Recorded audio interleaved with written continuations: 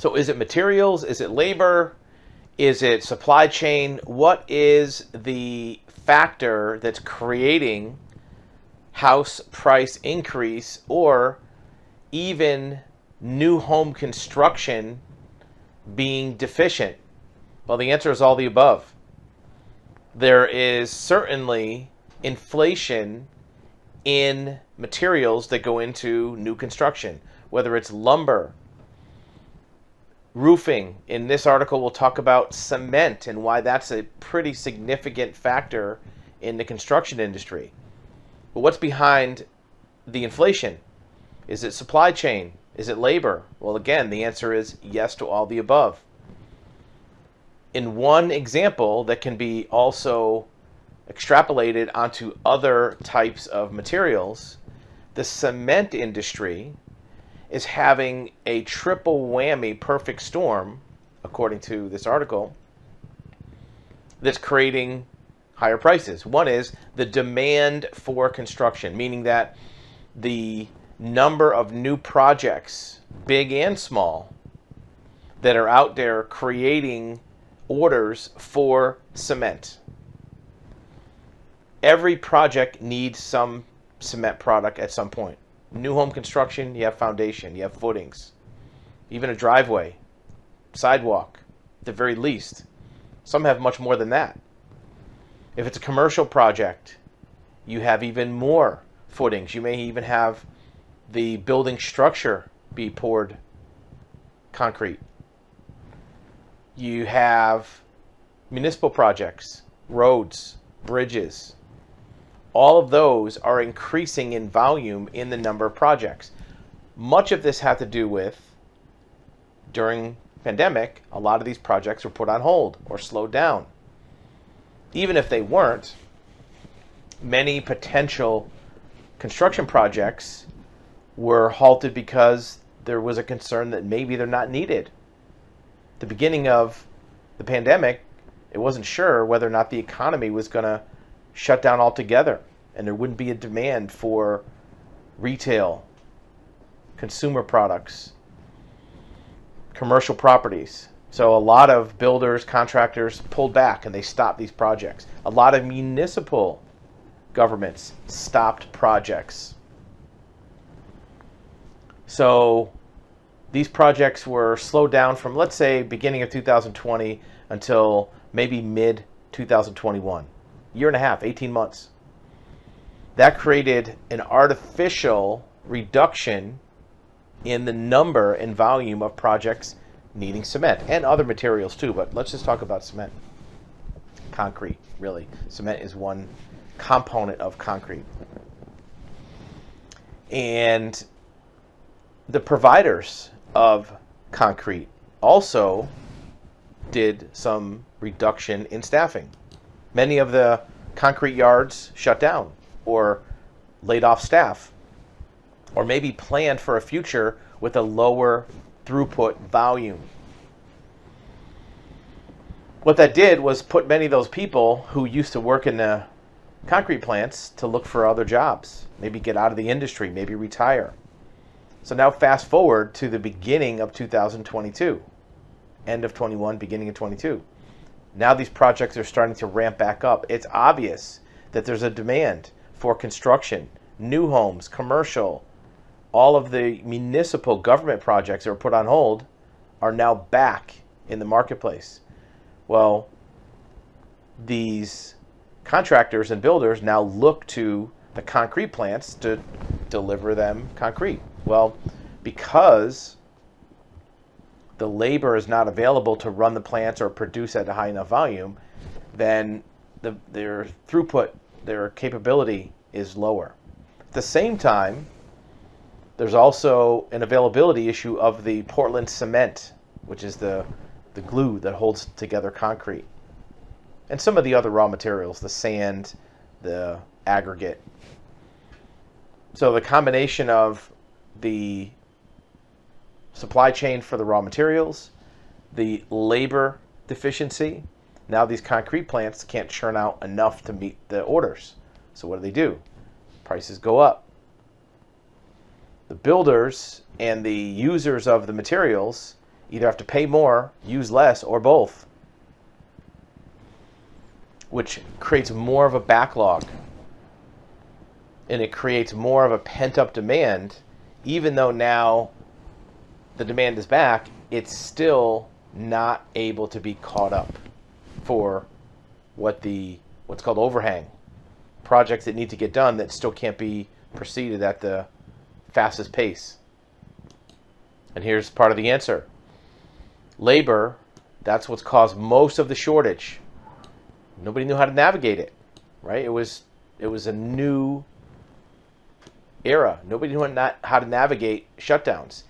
Now, the business is only being able to take on 60% of what it can normally handle because labor and supply are both not at their highest capability.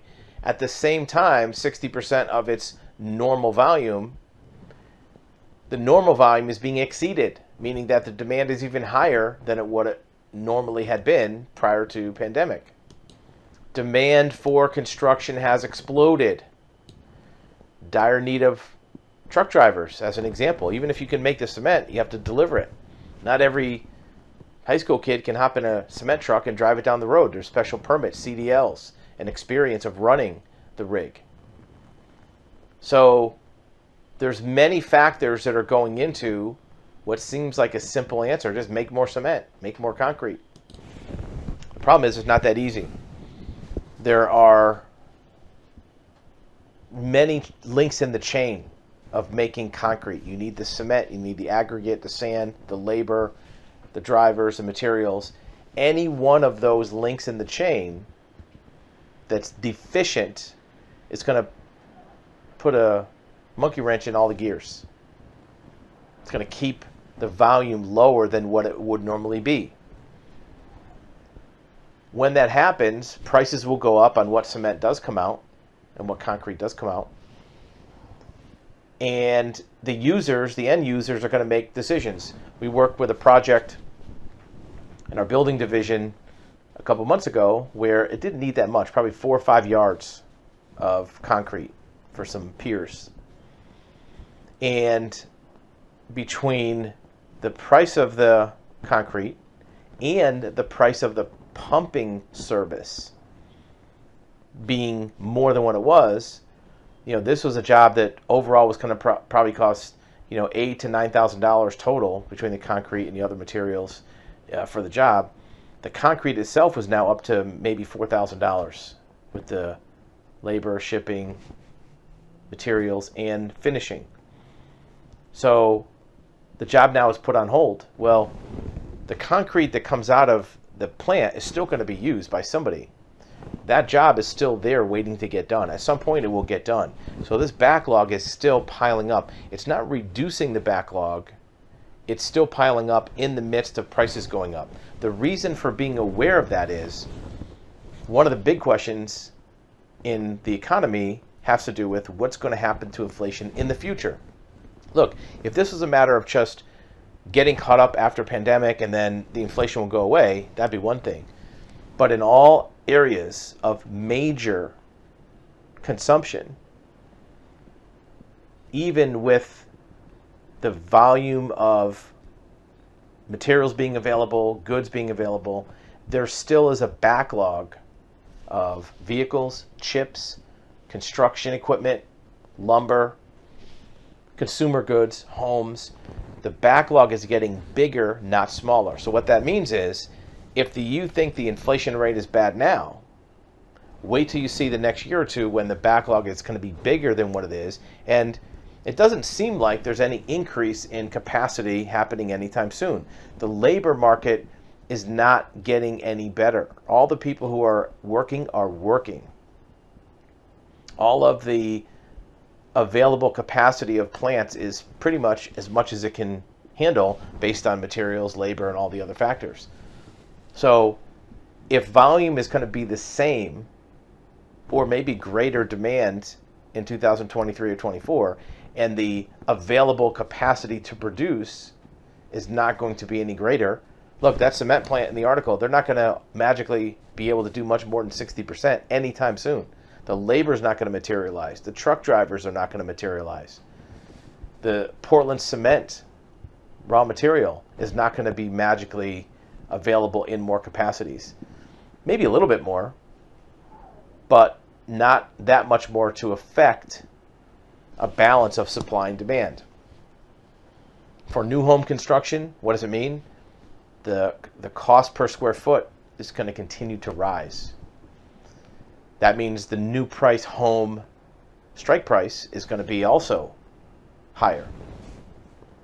You've seen builders who have canceled contracts on homes that they had with a buyer for 8-9 months waiting for their house to be built, and then 2 weeks before the closing, contract is canceled. The builder now sells it at a higher price. Part of it's greed, part of it's that it just costs more money to build that house. So if you look at the numbers and the facts behind why inflation is happening, it proves you can't just wait around waiting for inflation and prices to go down. The forces in the market that is creating higher price points are still there.